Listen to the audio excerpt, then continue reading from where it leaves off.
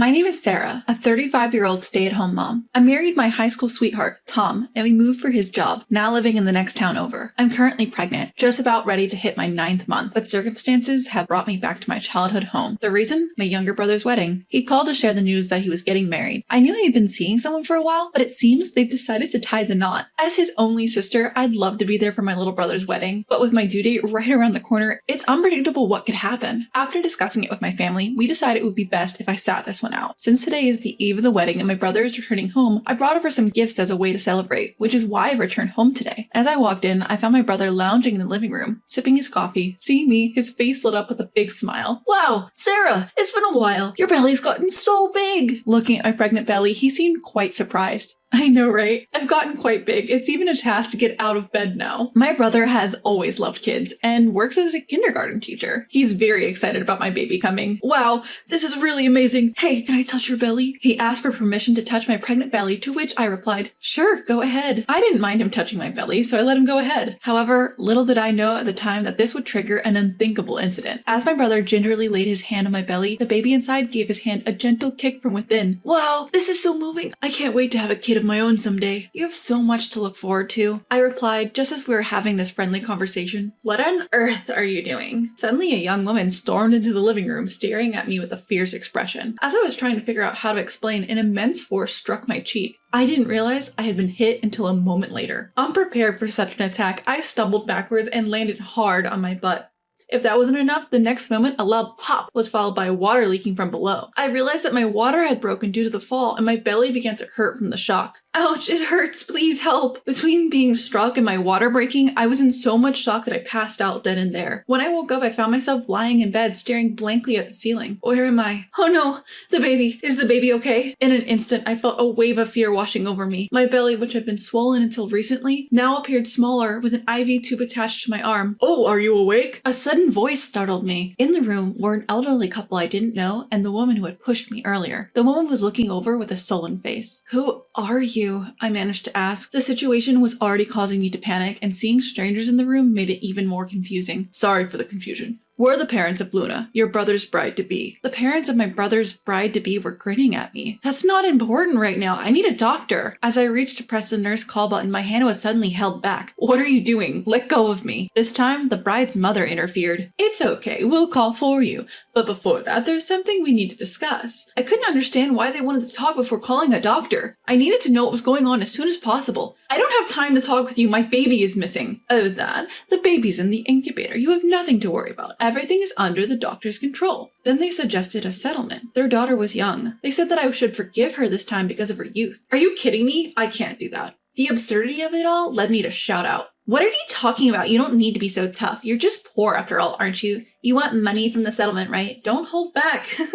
The three of them seemed to assume that I was poor and that I would certainly agree to a settlement if they offered enough money. But I couldn't accept that. They had disregarded my life and thought they could resolve it with money. I won't. I'm ready to fight. Earlier, you referred to my baby as that. I will never settle with someone who doesn't even apologize. Seeing my firm stance, they began to show their impatience. They increased the amount they offered, 1 million, 2 million, but no matter what they said, I wouldn't agree. Enough is enough. Because of you, my wedding was canceled, you know. If anything, I'm the victim here. If you don't agree to the settlement, I'll demand payment for the cancellation of the wedding. Just when I was at my wit's end, not understanding their pressure, and tears started welling up, a voice rang out. We've heard the whole story. With those words, my husband Tom and my brother suddenly walked into the hospital room. Both of them glared at the trio with a menacing look. Hey, where have you been? I've been calling you since earlier. I received a text that our wedding is canceled tomorrow, but there's no explanation. Explain it properly to me, Luna said as she tried to run towards my brother. Don't come any closer. You're not my bride. Huh? She was taken aback by the sudden comment and stopped in her tracks. What do you mean by not my bride? Aren't we supposed to be a couple since we're getting married? Are you joking about me not being your bride? Was she not understanding the situation, or did she think my brother was just messing around? Her face didn't seem to register the gravity of the situation yet. Do you think this is a joke? You let your emotions get the best of you, hit Sarah without hearing her out, and she ended up going into labor due to that.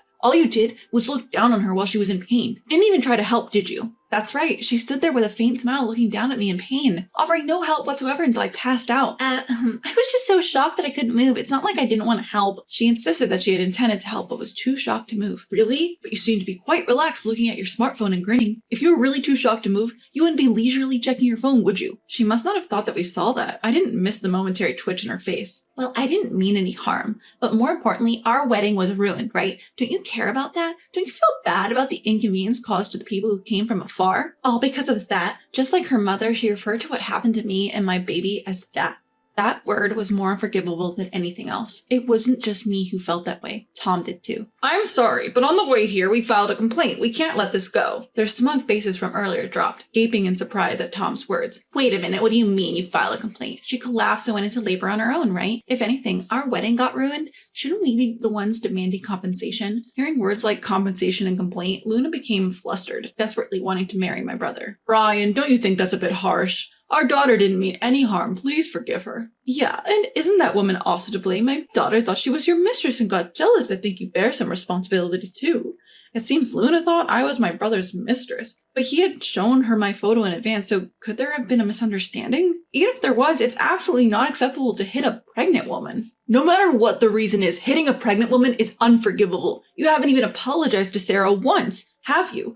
Why would I want to marry someone like that? Don't joke around. My brother raised his voice and Luna, looking pale, came over to me. I understand. I apologize. I'm very sorry for what happened. See, I apologize now, so please reconsider. It seemed like she was only apologizing reluctantly because she didn't want the marriage to be called off. No, it's too late for that. After hearing what you said, I can't even consider marrying you. I'll demand payment for the cancellation of the wedding and compensation. Stay out of my life. No matter what she said, my brother's mind was made up, and neither Tom nor I intended to withdraw the complaint. Despite other patients being around, all they cared about was not wanting to get divorced. They were desperate to have their wedding, worried about face saving for their relatives and colleagues. It didn't seem like they felt any remorse for the terrible thing they'd done to us. And so, my brother and Luna broke up. I felt sorry for him, but don't worry about it, Sarah. Actually, I'm relieved. I didn't marry such a heartless woman. If it's meant to be, I'll meet someone wonderful. His positive words reassured me a bit. Later, the doctor came to see us. The baby was fine, and I was told that we could go home together once my condition improved. Although I fell on my butt, my lower body was in pain, but other than that, there was no abnormality in my bones. The only pain was from the scar left by the emergency cesarean section. When I went to see my baby, they were crying energetically in their small bed. The moment I heard their voice, tears of relief streamed down my face. Thus, after several days in the hospital with my child, my health returned. And since neither my child nor I had abnormalities in our health,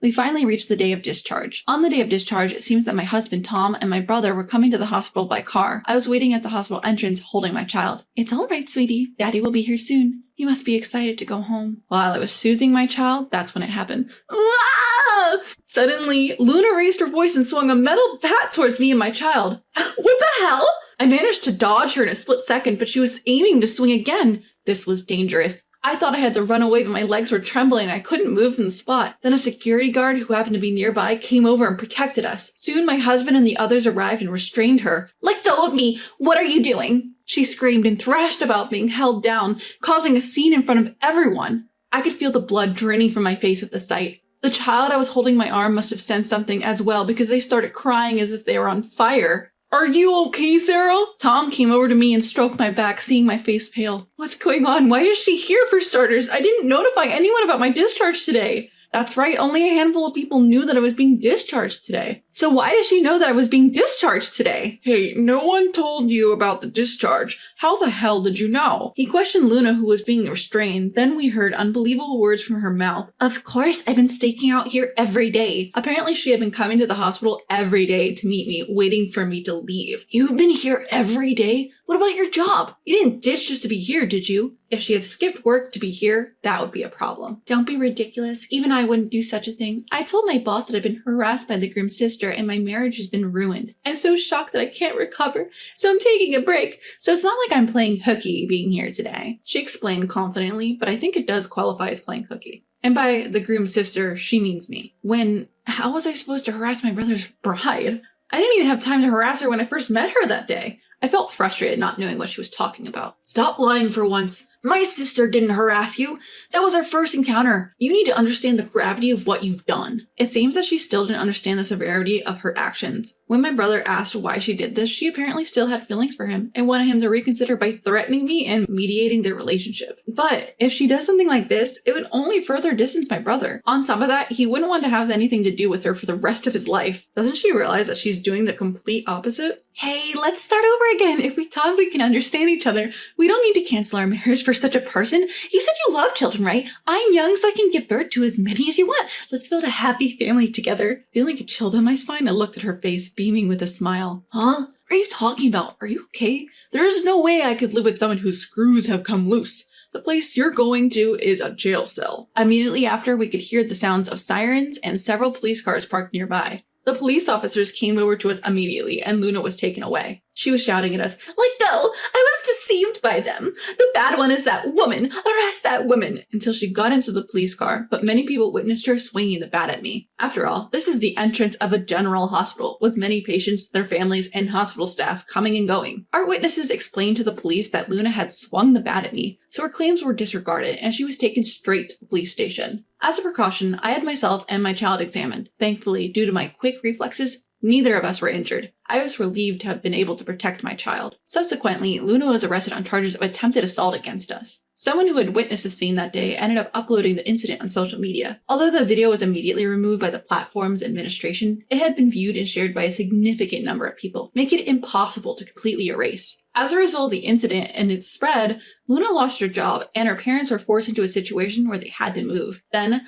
Luna's parents came to my family home. "Please help us. We live on pensions and have no money. We can't afford to pay compensation," they pleaded. "Let's settle this peacefully," they suggested. Once Luna was behind bars, it became the responsibility of her parents to pay the damages. They had come to us for a settlement, stating they had no money since they were living on pensions. "No matter what you say, I can't forgive you. If you contact us any further, I will consult the police," I responded. Previously, the two of them would have apologized with a smug smile on their faces, but today, they were genuinely in trouble. They repeatedly apologized. Even so, I could not forgive them. When it became clear they wouldn't leave despite being told numerous times, my husband threatened to call the police and they hastily left. After a discussion with my parents, my husband, and Brian, we decided to move out of this house as we couldn't guarantee they wouldn't return. In case of unforeseen circumstances, we moved in a high-security apartment. Everyone changed their phone numbers so we should no longer be reachable. Later, the compensation was safely paid and we were relieved. However, the three of them faced ruin. Luna was still behind bars, and even if she were to be released, it would be difficult for her to reintegrate into society given her name, face, and video had spread worldwide. Her parents were living on pension, but they couldn't afford to repay their debts and had to resort to working 6 days a week at part-time jobs. As for Luna, she seemed to be making money from working nights.